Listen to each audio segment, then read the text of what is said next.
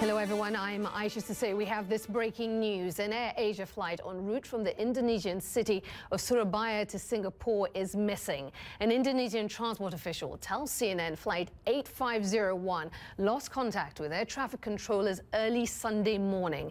The pilot reportedly requested an unusual route before the plane lost contact. The airline says a crisis center has been set up and search and rescue operations are underway. Now there are reports as many as 162 people we're hearing are on board the Airbus 320. The aircraft is like the one you see here on your screens.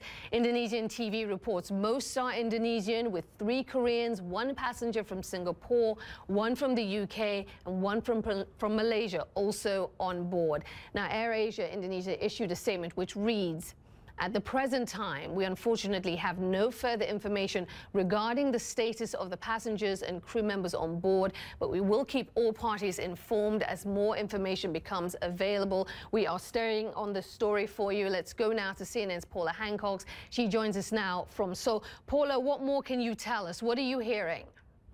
Well, Aisha, details are fairly scarce at this point. Obviously, AirAsia is desperately trying to find out what has happened to this flight. They haven't given us many details, as they're clearly unable to. All they can confirm is the fact that this flight from Surabaya in Indonesia to Singapore did lose contact with air traffic control at 7:24 a.m. local time. Now, that's about 4 hours ago. And according to some reports, it should have reached Singapore a couple of hours ago, but hasn't. At this point. Now, we do know that there's a search and rescue operation in progress. We're hearing this from AirAsia themselves. They say that they're cooperating fully and trying to assist this rescue service, and that they will give more information just as soon as they can. Now, there are some reports out there that we can't confirm at this point, suggesting that the pilot had requested to descend because of turbulence, had requested an unusual route.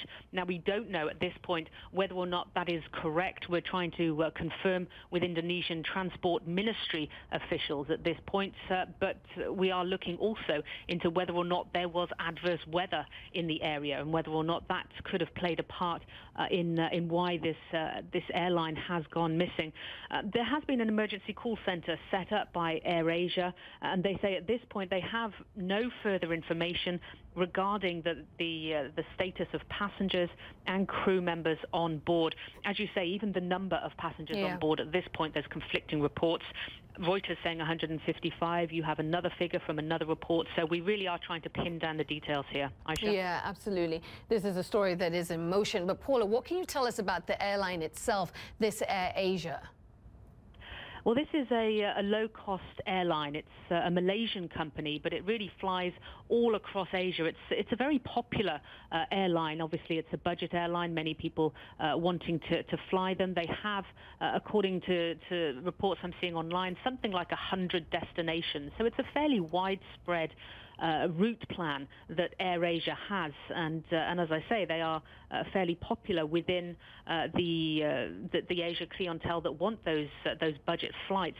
Now, we know from AirAsia itself, the flight was an Airbus 320-200, and as I say, it was due to land at about 3 hours ago in Singapore. Beyond that, we don't have many more details.